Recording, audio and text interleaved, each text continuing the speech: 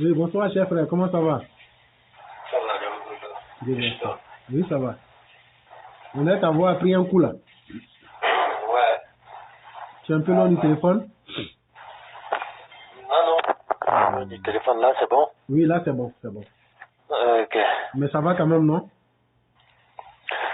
Bon, ça vient de commencer, hein. C'est hier même. Ah. Voilà. Moi, c'est depuis avant-hier. Mais je crois que ça va maintenant un peu. Ouais, il y a toi. Voilà, c'est le On changement va de essayer saison de là, donc prendre voilà.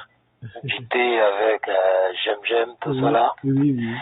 Et de toute façon, c'est la période. C'est la période, Avec oui, oui, l'aide et oui, tout. oui, oui. Mhm. Ok, Donc, c'est cher frère, vous vrai. avez Je la te dis parole. bonsoir à toi. Mhm, mhm, Je te dis bonsoir à toi, bonsoir à toute la classe. mhm, Je remercie et je dis bonsoir à tous les Chao et les Mao de la classe. C'est fait. Le combat ne sera pas facile. On sera abattu lorsqu'on aura l'intention même de gagner. On ne cherche pas à gagner. Mais je pense que tu rappelles toujours ça aux gens mhm, dans l'édito. mhm, On ne cherche pas à vaincre, mais on cherche à convaincre. mhm, Quelqu'un qui est convaincu, c'est quelle orientation prendre. mhm, Mais vaincre quelqu'un, c'est parfois utiliser même la force, obliger la personne. Donc, à tout moment, cette personne-là peut se révéler parce que ce n'est pas son avis. Donc, on te remercie pour ce combat-là et on remercie aussi tous ceux qui accompagnent la plateforme Éclaireur Pro Vérité.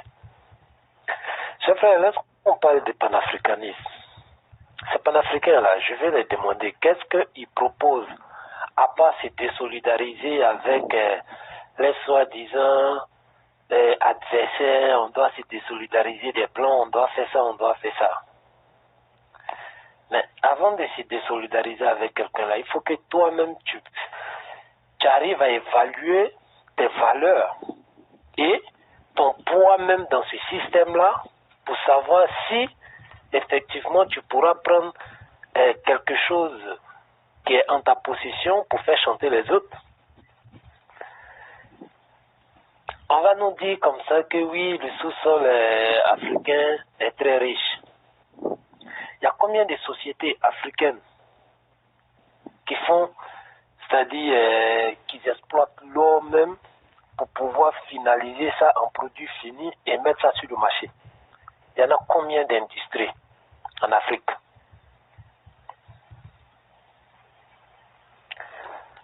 Qui sont les grands groupes pétroliers dans le monde? Est-ce que les Blancs nous ont empêché de créer des sociétés comme ça ou des industries comme ça? Non. Ils vont nous dire oui, le lobby de ça est tellement puissant qu'ils ont imposé les trucs et tout. On laisse ça.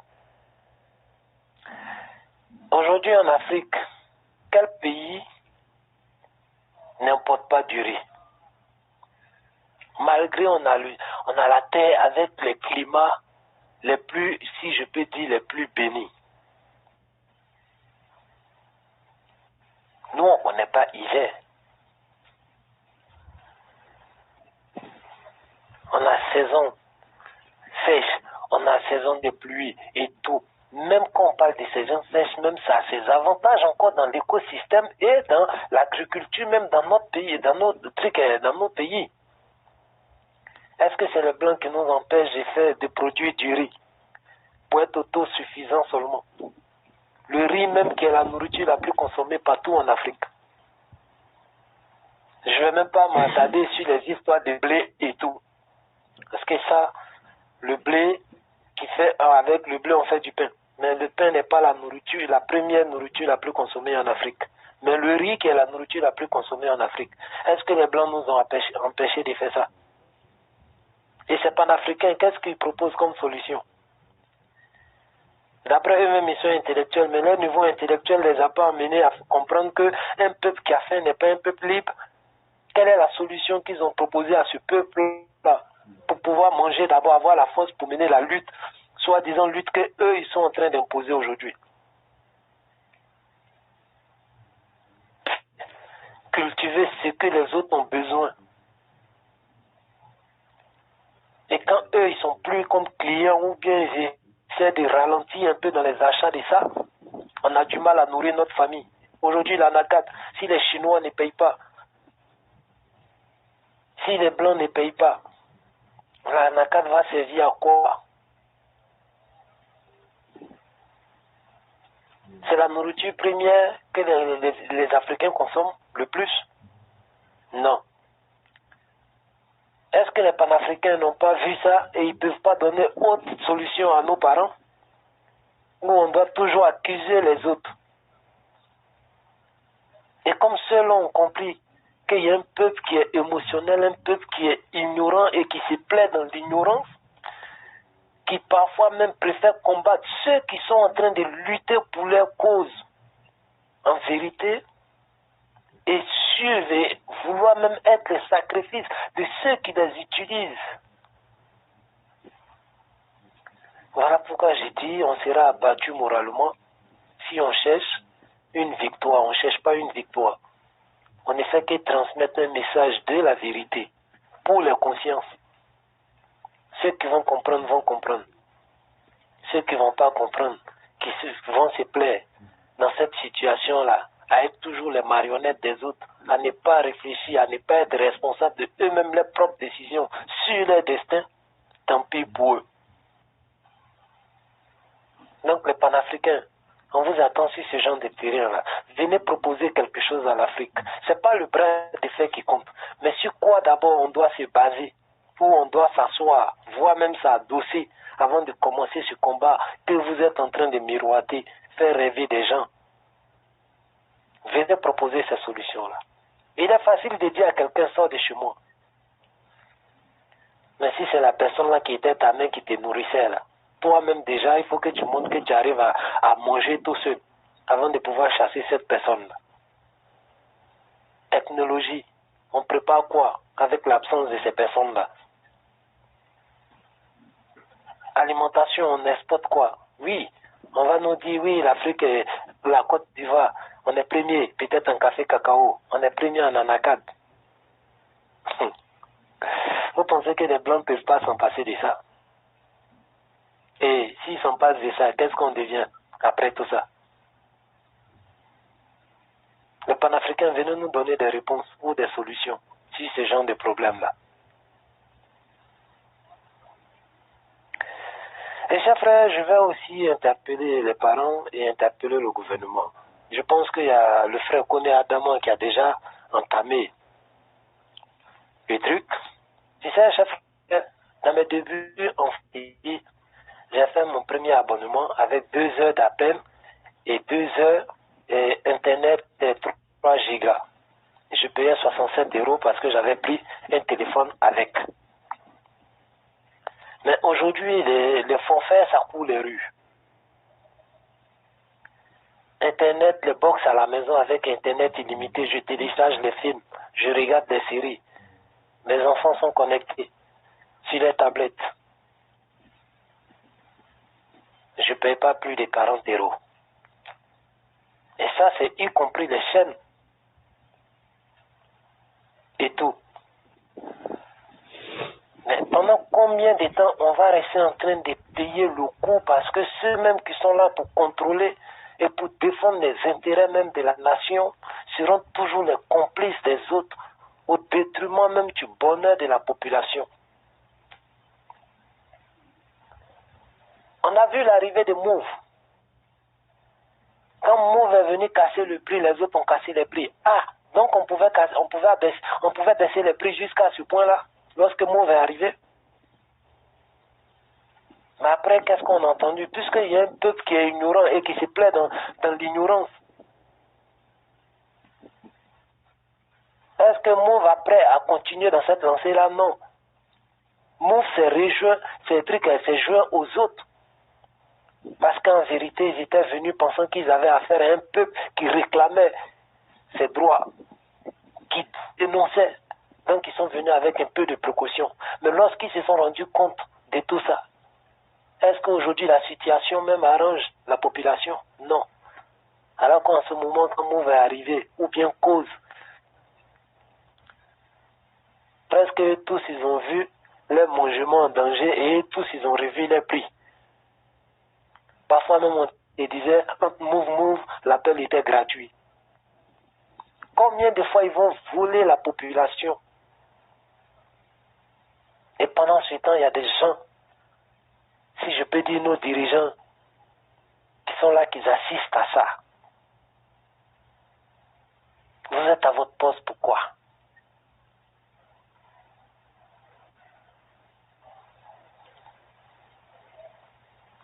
On va beau les interpeller, on va beau les dénoncer.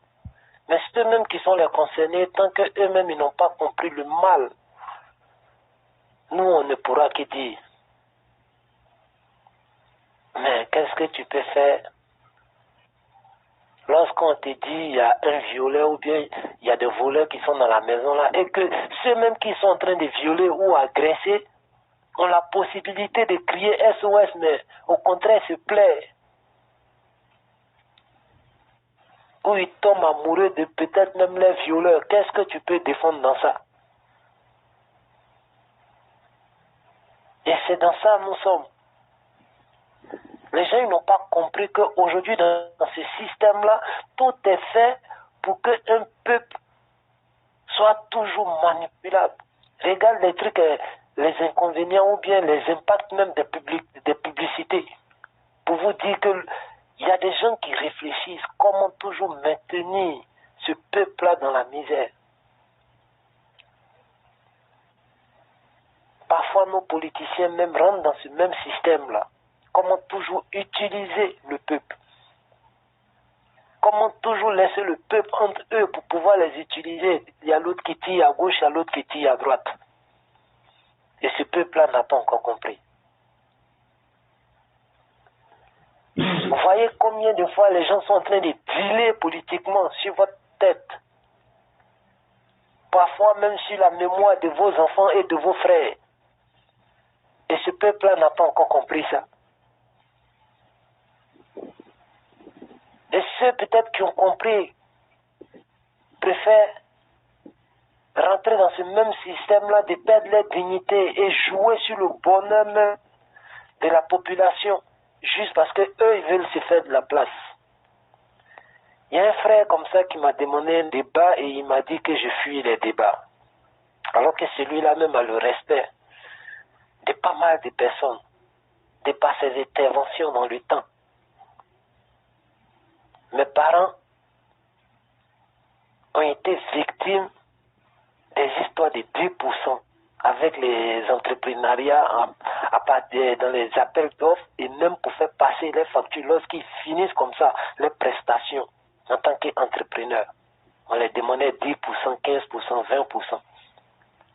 Lorsqu'il y avait les appels d'offres, le frère était obligé de faire des cadeaux pour pouvoir avoir les marchés. Et il y a des parents que le frère Sundiata a dénoncé les cas. Malheureusement, les gens n'ont pas le courage de venir dénoncer eux-mêmes. Mais bon, Sundiata est venu dénoncer pas mal de cas. Et combien sont dans le silence? On a une sœur qui a eu à témoigner le cas de son oncle. Et ce frère-là encore vient me dire que non, ce que je suis en train de dénoncer, au nom de cette souffrance que subit la population, ce frère-là me dit que je suis dans du faux, dans cette dénonciation-là. Et que ce que je suis en train de dénoncer n'est pas vrai.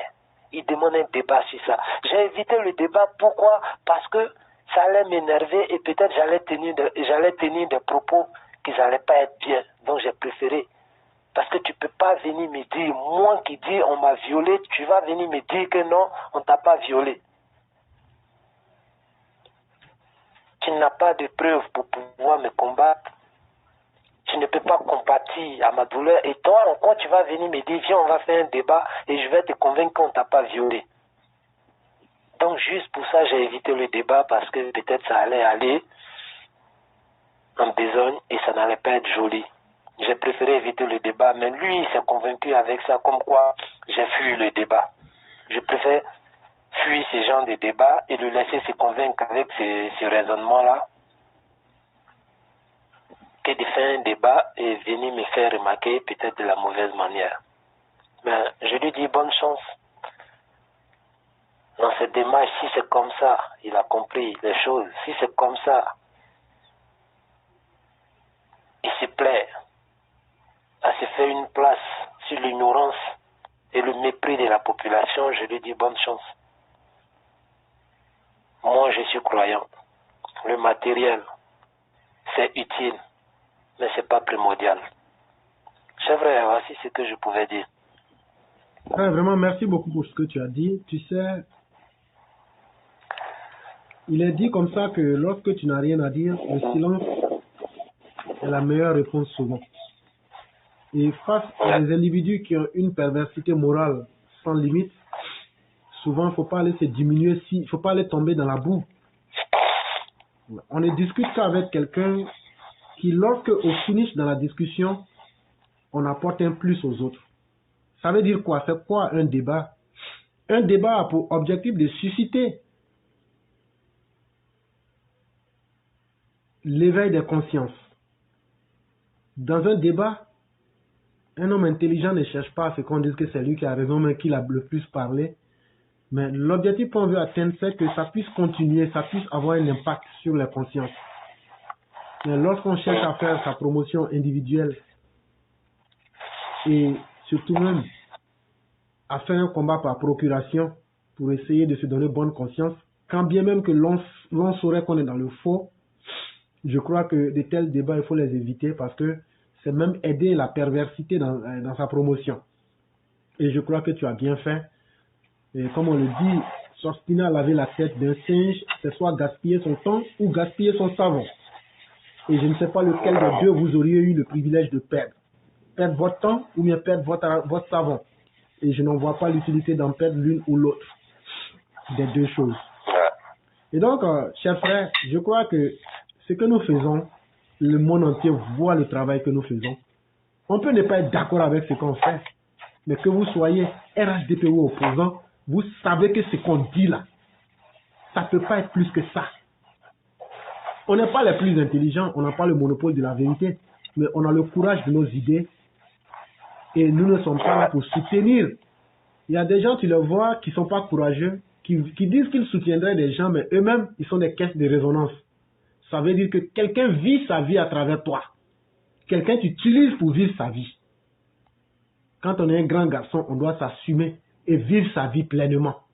Et être capable de dire, moi j'ai dit ça, j'assume jusqu'au bout. Et ne pas compter sur quelqu'un, ou bien ne pas être au service de quelqu'un qui vous envoie en mission commandée. Et chers frères, ne perdons pas le temps. La vérité, elle se voit. On a toujours lancé des débats responsables. On a dit, qui que vous soyez du RHDP ou de l'opposition, nous on a une ligne de conduite. On ne cherche pas à dire qu'on est les Mohamed Ali, les champions du monde. On dit, il faut envoyer tes preuves. Tu mets tes preuves, tu dis, bon, voilà la preuve qu'elle a.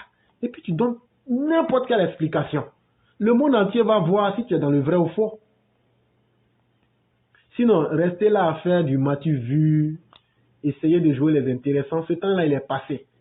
Je crois qu'aujourd'hui, la réalité sur la toile, la plateforme Éclaireur Pro Vérité a montré les limites de chacun, a montré ce que chacun vaut et a surtout montré ce que d'autres qui prétendaient être les maîtres de la pensée ne valaient pas du tout le poids d'un clou. Ça, tout le monde a pu le voir ici. On n'a pas besoin de frapper un homme qui est déjà mort. Et donc, cher frère, ne te sens pas mal. Quelqu'un qui n'est pas prêt à respecter ta souffrance. Je ne crois pas qu'il y ait une perversité morale qui puisse dépasser cela. Toi, tu dis que tu as vécu quelque chose. Quelqu'un te dit que non, lui veut te convaincre que toi, tu n'as pas vécu ça. Mais cet individu-là, est-ce qu'il a encore un esprit d'humanité en lui-même? Et pour obtenir quoi? Pour obtenir quoi?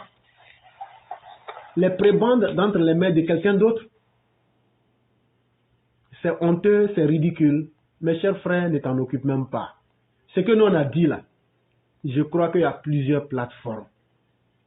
Je crois qu'aujourd'hui, là, tout le monde peut mettre 500 francs ou 2 euros dans quelque chose et puis dire telle personne a dit ça, c'est faux. Telle personne. Nous, on le fait ici. Nous, on n'attend personne. Quand tu dis quelque chose qui est faux, je l'ai dit. Si tu dis quelque chose qui est faux, qui va mettre le peuple en danger, moi, je vais venir te dire, te prendre directement et puis te dire, bon, là, tu as menti. et donner toutes les preuves pour que les gens aillent vérifier ce que moi j'ai dit et ce que tu as dit.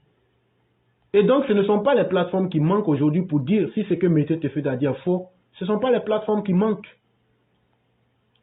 Mais ce qu'ils n'ont pas, ce sont les preuves. Voilà la réalité, chers frères. Quand tu dois combattre pour quelqu'un sur le faux, tu ne peux pas avoir de preuves. Et donc, tu vas vouloir jouer sur les mots. C'est ce qu'on appelle la sophistique. Ceux qui ne connaissent pas, connaissent pas. On a appris tout ça. On sait comment manipuler les masses. Il suffit de lire Schopenhauer, les 35 ou combien de stratégies pour manipuler les masses et comment gagner un débat, etc. Tu as toutes ces stratégies. Et donc, on va au-delà de tout ça pour venir à la réalité maintenant. Nous, on n'est pas des gens de la théorie. On n'est pas des gens de la théorie. Quand on dit quelque chose, c'est vérifiable, tout le monde peut vérifier. Et c'est ça qui fait la force même de notre plateforme. C'est que quand on dit quelque chose, on peut se tromper, mais on aura toujours la possibilité de dire, voilà, on a retiré l'information. Et donc, nous ne sommes pas là pour nous faire plaisir à nous-mêmes. Et les gens qui nous suivent sont tellement respectables qu'il faut être capable de leur servir ce qu'il y a de mieux.